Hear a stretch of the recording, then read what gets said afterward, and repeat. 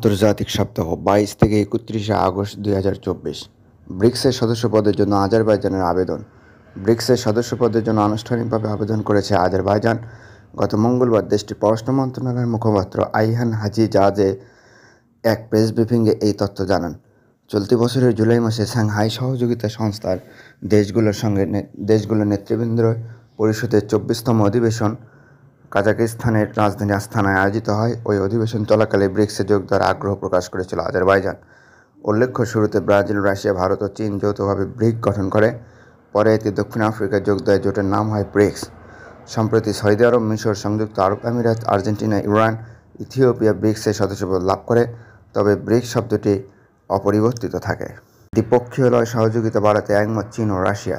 চীনের প্রধানমন্ত্রী লি সিয়াং গত বুধবার মস্কোর রাশিয়ার প্রধানমন্ত্রী মিখাইল মিশুস্তিনের সঙ্গে যৌথভাবে চীন-রাশিয়ার প্রধানমন্ত্রী পর্যায়ে নিয়মিত বৈঠকের সভাপতিত্ব করেন। এই সময় দুই প্রধানমন্ত্রী দ্বিপক্ষীয় সহযোগিতা বাড়ানোর ব্যাপারে মতৈক্যে পৌঁছান। বৈঠকে লি সিয়াং বলেন, চীন-রাশিয়ার পারস্পরিক শ্রদ্ধা, আস্থা, বন্ধুত্ব, পারস্পরিক সুবিধা ও জয় নীতির ভিত্তিতে বাস্তব সহযোগিতা জোরদার করতে এবং নতুন যুগে রাশিয়া-চীন সার্বিক কৌশলগত সহযোগিতামূলক অংশীদারিত্বের সম্পর্ককে নতুন পর্যায়ে উন্নীত করতে ইচ্ছুক। এ সময় মিশুস্তিন বলেন, রাশিয়া চীনের সাথে পারস্পরিক আস্থা আরও গভীর করতে, অর্থনৈতিক, বাণিজ্য ও সাংস্কৃতিক বিনিময়ের ক্ষেত্র সম্প্রসারণ করতে এবং আন্তর্জাতিক বিষয়টিতে পারস্পরিক সহযোগিতা ও সমন্বয় জোরদার করতে ইচ্ছুক।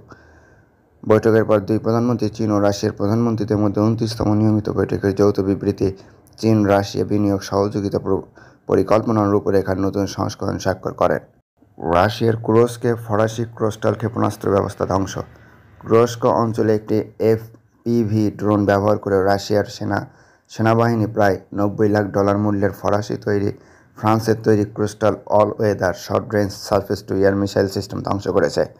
রাশিয়ান সশস্ত্র বাহিনীর সামরিক রাজনীতি বিভাগের উপপ্রধান আহমদ স্পেশাল ফোর্সের commander major general Apti Alaudinov এই তথ্য জানিয়েছেন।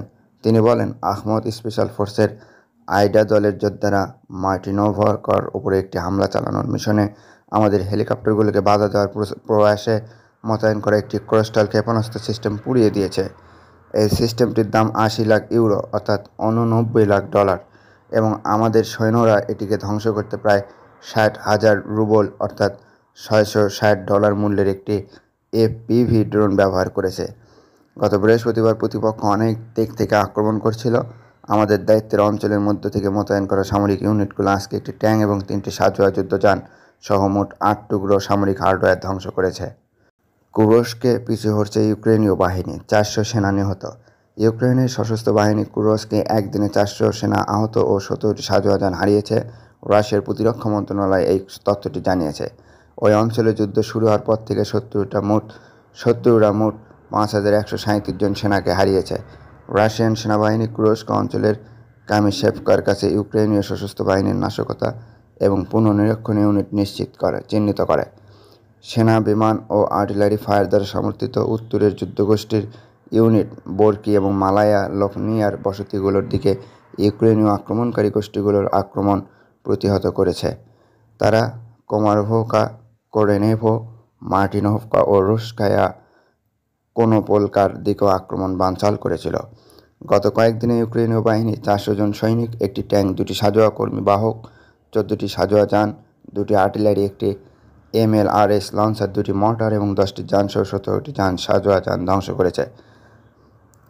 ওই এলাকায় ইউক্রেনীয় সশস্ত্র বাহিনী মোট 5137 জন সেনা, 69টি ট্যাঙ্ক, 27টি পদাতিক যুদ্ধযান, 55টি সাঁজোয়া কর্মী বাহক, 350টি সাঁজোয়া যুদ্ধযান, 158টি যানবাহন, 34টি আর্টিলারি সহ 3টি হিমার্স ও একটি MRLS, 6টি ইলেকট্রনিক্স ওয়ারফেয়ার স্টেশন ও 4টি প্রকৌশল সরঞ্জাম হারিয়েছে। ভাঙনের মুখে ইসরায়েলের অর্থনীতি। 11 মাসের বেশি সময় ধরে চলা সংঘাতে ভাঙনের মুখে পড়েছে ইসরায়েলের অর্থনীতি। এমনটাই বলছেন দেশটির অর্থনীতিবিদরা। বেড়েছে ঋণ, বিপরীতে তেমন বাড়েনি আয়। বন্ধ হয়ে গেছে বহু ক্ষুদ্র ব্যবসা, হারাতে হয়েছে আন্তর্জাতিক বিনিয়োগ। বিশ্লেষকরা বলছেন, শিগগিরই যুদ্ধ না থামালে সামনে ভয়ঙ্কর পরিস্থিতি দাঁড়াবে। প্রতি বছর এই সময়টায় জেরুজালেমে পর্যটকদের উপচে পড়া ভিড় থাকে। একই সাথে ধর্মীয় গুরুত্ব, সমৃদ্ধ ঐতিহ্য আর দৃষ্টিনন্দন সৌন্দর্যের কারণে প্রায় সারা বছরই থাকে নানান দেশের পর্যটকদের আনাগোনা। তবে এখন প্রায় জনমানবহীন শহরটি। শহরের বেশিরভাগ দোকানের দরজাতেই ঝুলছে তালা। প্রায় 11 মাস ধরে চলা সংঘাতে এই পরিস্থিতি তৈরি হয়েছে বলে দাবি স্থানীয় বাসিন্দাদের।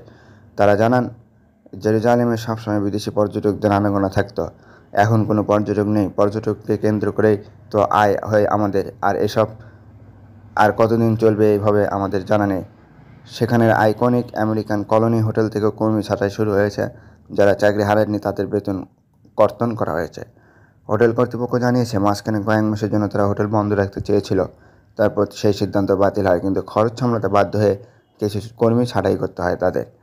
একই চিত্র দেখা গেছে ইসরায়েলের ব্যস্ততম বন্দর নগরী হাইফাতে। আগে যেখানে দম ফেলার ফুরসত পেত না কর্মীরা, সেখানে এখন একেবারে শান্ত চারপাশ, কাটছে অলস সময়। বিশ্লেষকরা বলছেন, চলমান হামাস ইসরায়েল সংঘাতে ইসরায়েলি প্রতিষ্ঠানে বিনিয়োগে আস্থা হারিয়েছে আন্তর্জাতিক বিনিয়োগকারীরা। চলতি বছরে $14 বিলিয়ন বেশি কমেছে দেশটির জিডিপি। বিপরীতে গত বছরের তুলনায় কয়েক গুণ ঋণ বেড়েছে। এই সংকট কাটানোর একমাত্র উপায় যুদ্ধ বন্ধ। শিগগিরই সংঘাত না থামালে ভয়ঙ্কর পরিস্থিতি তৈরি হবে বলে সতর্ক করছেন অর্থনীতিবিদরা। ইসরায়েলের অর্থনীতিবিদ জাকব শাইনিন বলেন, আমাদের জিডিপি 3.7% হারে বেড়েছে, যার অর্থ হচ্ছে চলতি বছর আমরা $14 বিলিয়ন জিডিপি হারিয়েছি। এটা কেবল জিডিপির হিসাব, এর বাইরেও আমরা অনেক কিছু হারাচ্ছি, ব্যাপকভাবে ক্ষতিগ্রস্ত হচ্ছে। শিগগিরই যুদ্ধ না থামালে সব হারাতে হবে।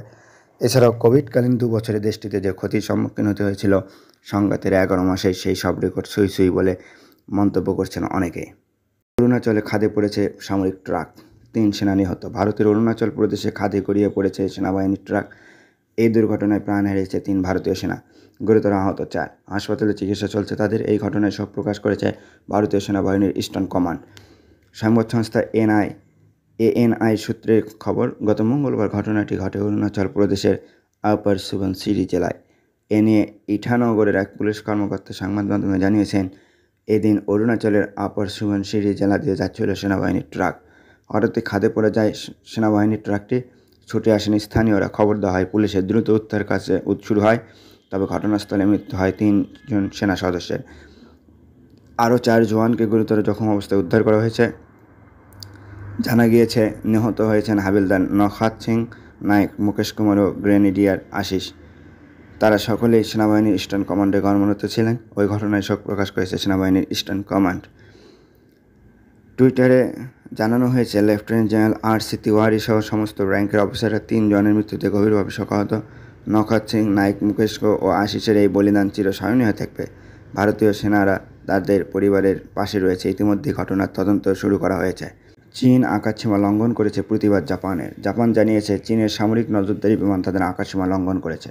এটা গুরুতর ঘটনা। জাপান গত মঙ্গলবার বলেছে, চীনের সামরিক বিমান যেভাবে তাদের আকাশসীমা লঙ্ঘন করছে তা কোনোভাবে মেনে নেওয়া যায় না।